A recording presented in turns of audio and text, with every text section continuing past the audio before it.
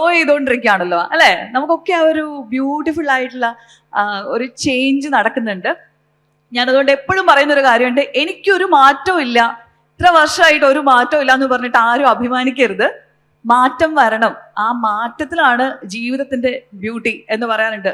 വെള്ളം കെട്ടിക്കിടന്നു കഴിഞ്ഞാൽ, ഒരേ ഇടത്ത് കെട്ടിക്കിടന്ന ഒഴുക്കില്ലാത്ത വെള്ളത്തിന് അഴുക്ക് കൂടുതലായിരിക്കും അല്ലേ. അപ്പൊ അതുകൊണ്ട് ആ ഒരു മാറ്റത്തിൽ ഞാൻ എപ്പോഴും ശ്രദ്ധിക്കാറുണ്ട്. അതിലേറ്റവും ഇമ്പോർട്ടൻ്റ് ആയിട്ടുള്ള ഒരു കാര്യം അൺലേൺ ചെയ്യുക എന്നുള്ളതാണ്. നമ്മൾ പഠിച്ചു വെച്ചിട്ടുള്ള കുറേ കാര്യങ്ങൾ തിരുത്താനുള്ള ഒരു മനസ്സ് കാണിക്കുക എന്നുള്ളത് വളരെ ഇമ്പോർട്ടൻ്റ് ആണെന്ന് എനിക്ക് തോന്നിയിട്ടുണ്ട്. അതുകൊണ്ട് തന്നെ പഠിച്ചും ചിലപ്പോഴൊക്കെ പഠിച്ചതിനെ മായ്ച്ചു കളഞ്ഞ് പുതിയതിനെ ചേർത്ത് വെച്ചും അങ്ങനെയുള്ളൊരു പ്രോസസ്സ് നിരന്തരം നടത്താൻ ശ്രദ്ധിക്കുന്ന ഒരാളാണ് ഞാൻ. അപ്പോൾ ആ ഒരു പ്രോസസ്സ് നടക്കുന്നുണ്ട്. അതുകൊണ്ട് ഇന്നത്തേതിനെ കഴിഞ്ഞും ബ്യൂട്ടിഫുൾ ആയിട്ട് നാളെ ഇവോൾവ് ചെയ്യണമെന്ന് ഒരു വിചാരമുണ്ട്.